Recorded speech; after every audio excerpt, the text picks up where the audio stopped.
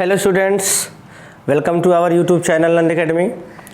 पिछले video lecture में हमने electric field intensity due to dipole का जो फर्स्ट पोजीशन था, जिसको हमने एक्सियल पॉइंट नाम दिया था, एक्सियल पॉइंट के पोजीशन पर इलेक्ट्रिक फील्ड इंटेंसिटी किसी भी इलेक्ट्रिक डाइपोल की कितनी होती है उसको हमने फाइंड किया। इस वीडियो लेक्चर में हम electric field intensity due to dipole second position जो है आपकी एट इक्वेटोरियल पॉइंट, ठीक, उसको फाइंड करेंगे। तो चलिए देखते हैं।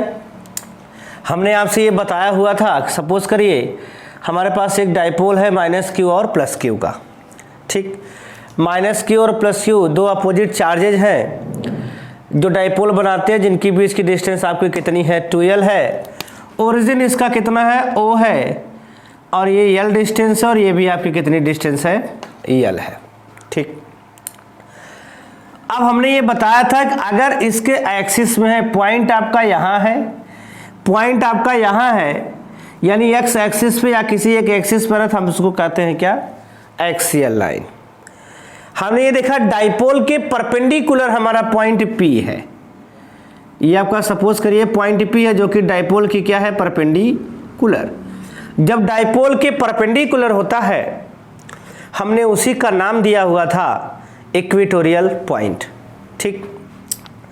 तो अब देखते हैं कि परपेंडिकुलर जो होता है हमारा डाइपोल के परपेंडिकुलर स्मॉल r डिस्टेंस पर एक पॉइंट P है। इस पॉइंट P पर आपका electric field intensity due to dipole कितना होता है उसको कैलकुलेट करते हैं। तो सबसे पहले आप लिख लेते हैं, सपोज या let us take we have a dipole which have electric dipole moment is, let us take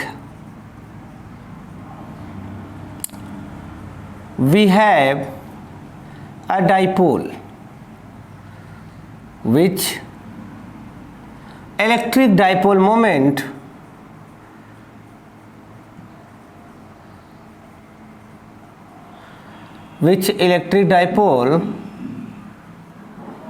moment is capital P।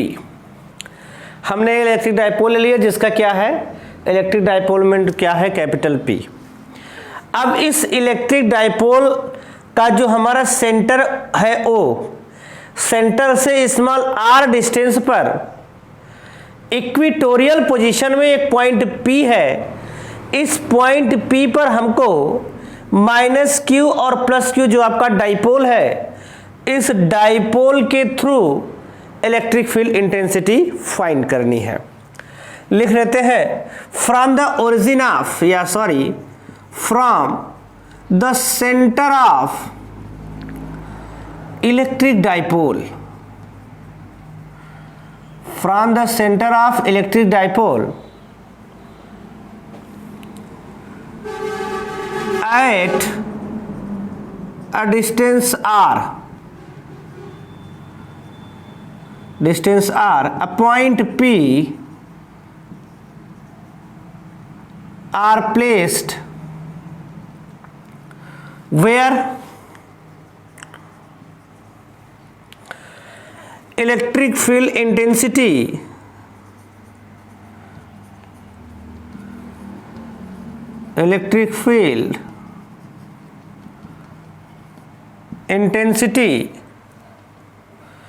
To be calculated. आपको इसी पॉइंट पे क्या करना है, कैलकुलेट करना है। Due to electric dipole,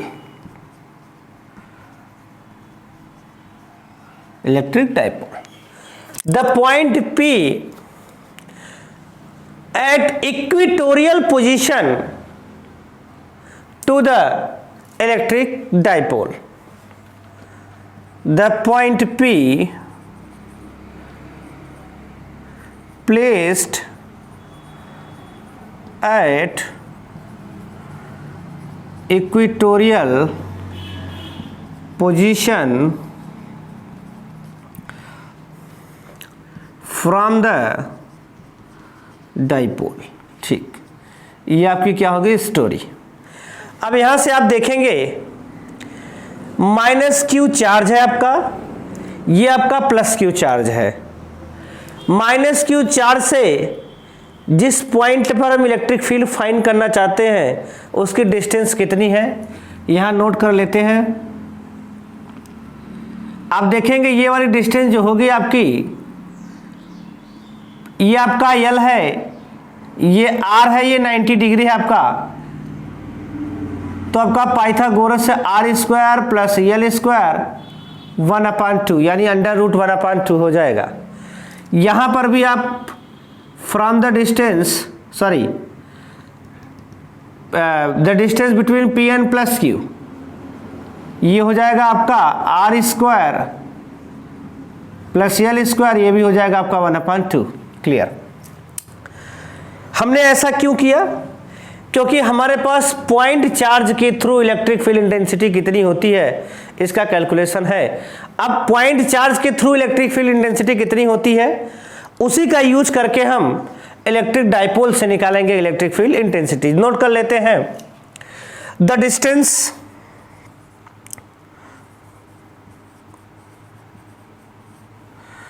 between point P and plus Q charge कितना हो जाएगा आपका R square plus L square 1/2। Also the distance between point and minus Q charge, ये भी आपका क्या हो जाएगा R square plus L square के पावर 1/2। यानी they are situated, the point P are situated at equal distance from minus Q and plus Q. यानी minus Q और प्लस क्यू से पॉइंट P की पोजीशन आपकी क्या है, इक्वल है। चलिए ठीक, अब हम क्या करते हैं, माइनस क्यू हमारा इलेक्ट्रिक फील्ड कितना जनरेट करता है, प्लस क्यू हमारा इलेक्ट्रिक फील्ड कितना बनाता है, नोट करते हैं उसको। The electric field intensity at point P due to positive यानी प्लस क्यू चार्ज, नोट कर लेते हैं। The electric field intensity, the electric field intensity due to electric field intensity at P due to point charge due to plus Q charge. ठीक, इसको आप हमेशा small में लिखिए क्योंकि आपने डाइपोल मोमेंट को लिया है कैपिटल P में। ये हो जाएगा आपका 1/4 पाई, ऐसे लिखते हैं E प्लस क्यू लिख देते हैं, पता चलेगा आपको E due to plus Q. E plus Q is equal to क्या हो जाएगा 1/4 पाई, ये हो जाएगा 1/4 पाई एप्सिलॉन नॉट, ये हो जाएगा Q अपान R स्क्वायर, ध्यान दीजिएगा R square plus L square का पावर आपका है 1/2, होल स्क्वायर करेंगे तो स्क्वायर आपका क्या हो जाएगा, गायब हो जाएगा। This is equation number 1। यहां आप नोट करके देख सकते हैं R square plus L square 1/2, आप होल की पावर स्क्वायर करेंगे तो ये क्या आ जाएगा आपका R square plus L square, ये आपका कैंसिल कर देगा तो यानी इतना बचेगा। ठीक, नोट कर लेते हैं। सिमिलरली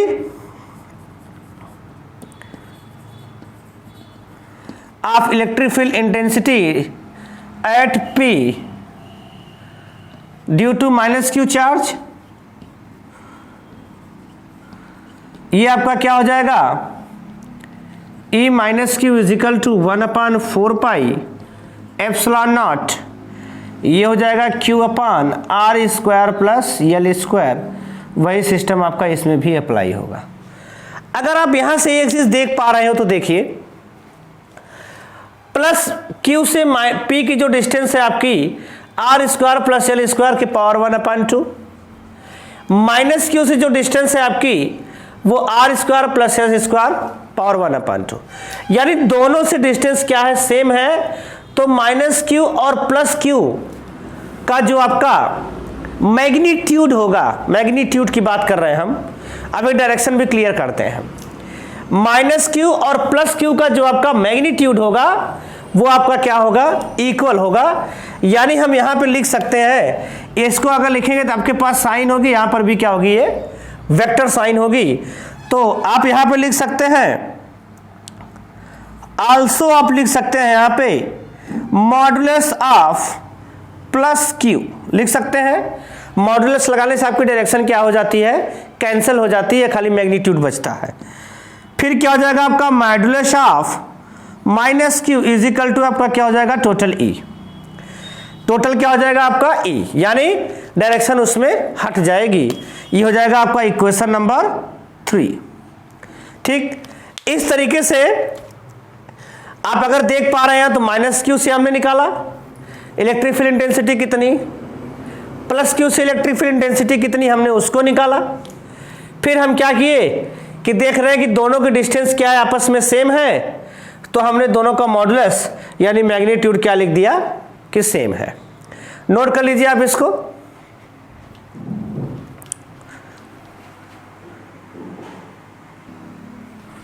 चलिए अब हम इसकी डायरेक्शन भी क्लियर कर लेते हैं।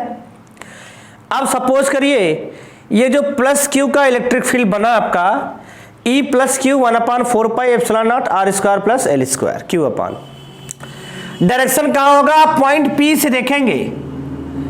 जब आप पॉइंट P से देखेंगे, डायरेक्शन निकालने का एक मेथड समझिए। हमको जिस पॉइंट से इलेक्ट्रिक फील्ड की डिस्टेंस फाइंड करनी है, ध्यान दीजिएगा, जिस पॉइंट से इलेक्ट्रिक फील्ड की डिस्टेंस फाइंड करनी है, आप उस पॉइंट पर जाके सिचुएट हो जाइए, प्लेस्ड हो जाइए। आप वहां पे जिस पॉइंट से फाइंड करना वहां पे रह के सोचिए, अगर वो पॉजिटिव है तो अट्रैक्शन होगा। हम जानते हैं इलेक्ट्रिक फील्ड लाइंस पॉजिटिव से क्या होती हैं, निकलती हैं और नेगेटिव पे टर्मिनेट होती है, यानी वहां से अट्रैक्शन होगा, नेगेटिव है तो क्या होगा, दूर जाएगा। अगर हम यहां से सोचे तो पॉजिटिव है तो डायरेक्शन इधर जाएगी, यानी हम देखें तो E प्लस क्यू की डायरेक्शन आपकी जो होगी वो इधर होगी, आपकी क्या हो जाएगी, E प्लस क्यू। ठीक, अगर आप E माइनस क्यू की बात करते हैं, ये डिस्टेंस आपने नोट कर लिया है। अगर आप E माइनस क्यू की अगर बात करेंगे तो यहां पे देखेंगे तो माइनस है तो ये रिपेल करेगा, यानी इसकी डायरेक्शन कहां आएगी, इधर। जितना एरो आप इसको बनाएंगे उतना बड़ा ही एरो आप यहां भी बनाएंगे। रीजन क्या है कि दोनों का मैग्नीट्यूड क्या है बाबू, सेम है।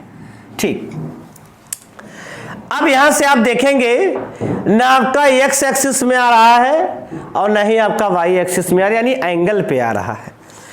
तो मैग्नीट्यूड आपका किधर होगा, अगर आपका E प्लस क्यू की डायरेक्शन इधर, E माइनस क्यू की डायरेक्शन इधर, तो रिजल्टेंट इलेक्ट्रिक फील्ड आपका किधर आएगा। वेक्टर चैप्टर में आपने क्लास 11th में पढ़ा होगा कि दो वेक्टर्स को एडिशन करने का हमारे पास तरीका होता है, पैरेललोग्राम मेथड होता है, ट्रायंगल मेथड होता है, कंपोनेंट मेथड आगे होता है। यहां हम उसको कंपोनेंट मेथड से अगर ऐड करेंगे तो आप देखेंगे ये जो आपका E प्लस क्यू है, यहां से आप देखेंगे क्या है आपका, ये O है, ये एंगल आपका क्या बनाता है, थीटा। सपोज करिए ये आपका एंगल थीटा बनाता है। अगर यहां से हम इसके पैरेलल एक लाइन खींच दें, सॉरी इस वाली लाइन के पैरेलल अगर हम एक लाइन ड्रॉ करें तो ये भी क्या बनाएगा आपका, थीटा। ये अगर आपका थीटा बनाता है तो ये भी आपका क्या बनाएगा, थीटा। बात क्लियर। तो अगर ये आपका थीटा हो गया, ध्यान दीजिए आपने ऐसे पढ़ा हुआ था, एक आपका वेक्टर ए ऐसे हुआ करता था, आप कंपोनेंट बनाते थे थीटा, ये आता था आपका ए कॉस थीटा, ये वर्टिकल कंपोनेंट आपका आता था ए साइन थीटा।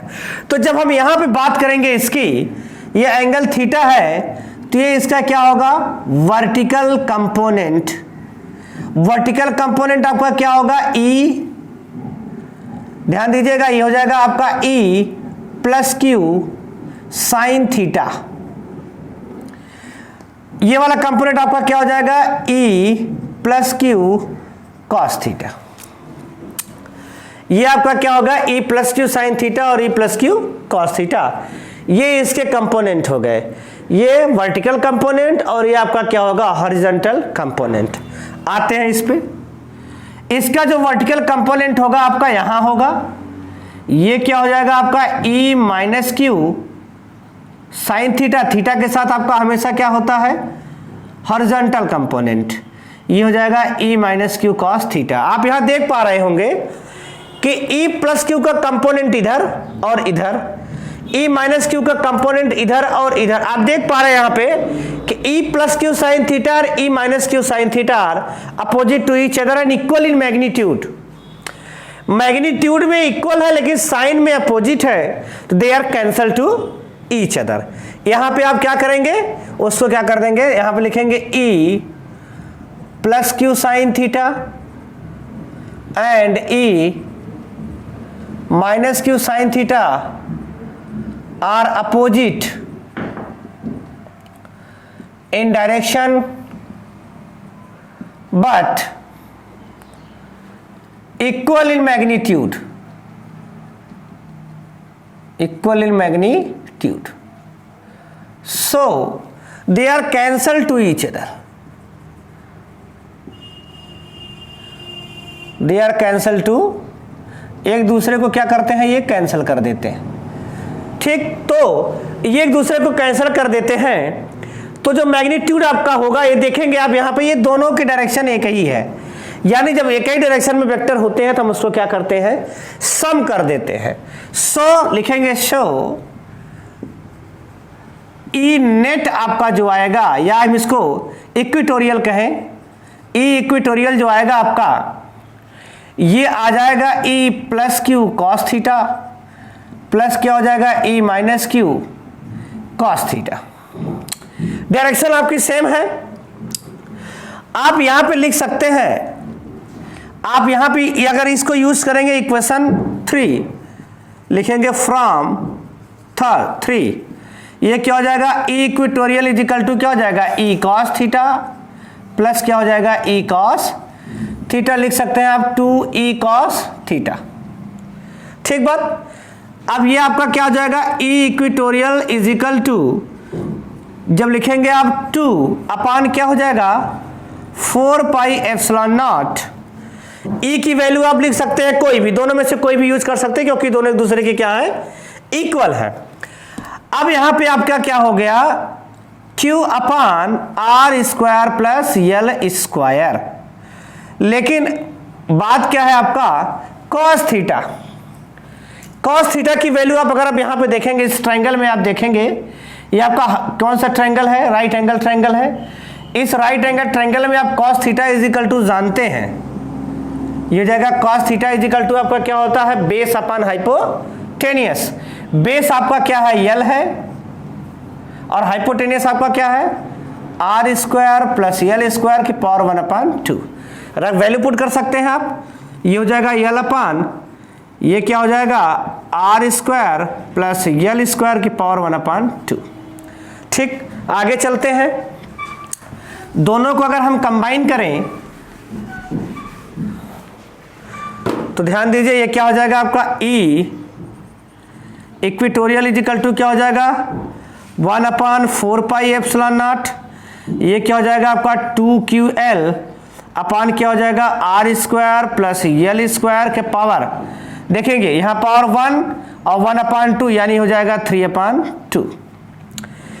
ठीक, यहां पे आप इसको लिख सकते हैं 1/4 पाई एप्सिलॉन नॉट, 2QL को आप क्या लिख सकते हैं P upon R square plus L square की पावर 3/2। क्यों?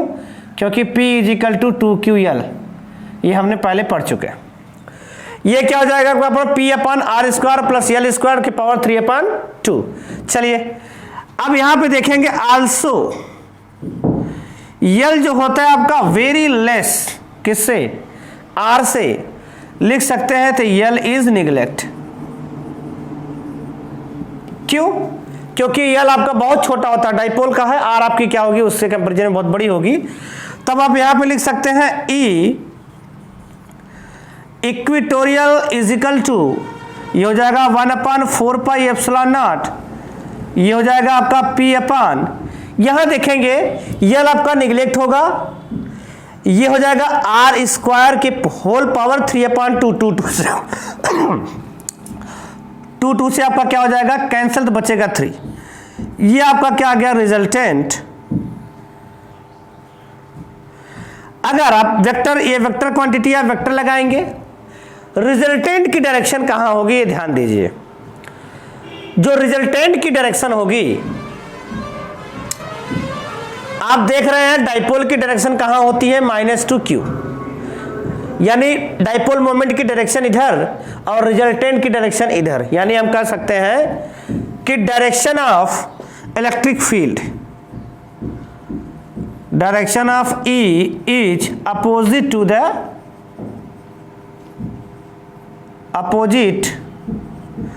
To the P। ये P के क्या होगा, आपका अपोजिट होगा।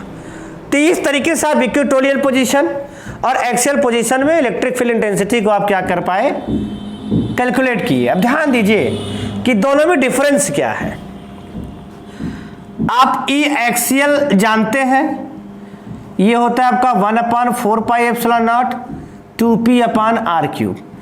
E इक्वेटोरियल आप जानते हैं, ये होता है 1/4πε0, ये होता है p/r³। अगर इस इक्वेशन में आप देखेंगे तो एक्सियल आपका क्या डबल है किसके, यानी आप लिख सकते हैं E axial is equal to 2 × 1/4πε0 p/r³। इस पूरी वैल्यू को आप क्या लिख सकते हैं, ये हो जाएगा E axial is equal to 2 × E equatorial. यानी दोनों में सिमिलरिटीज क्या होती हैं, आप कह सकते हैं सॉरी, कह सकते हैं कि जो एक्सियल लाइन पे आपका एक्सियल पॉइंट पे जो इलेक्ट्रिक फील्ड इंटेंसिटी फाइंड होती है वो डबल होती है इक्वेटोरियल पोजीशन पे जो इलेक्ट्रिक फील्ड इंटेंसिटी फाइंड होती है। तो आज के वीडियो में बस इतना ही। अगले वीडियो में आपका तीसरा पोजीशन एट एनी पॉइंट को देखेंगे। Thank you.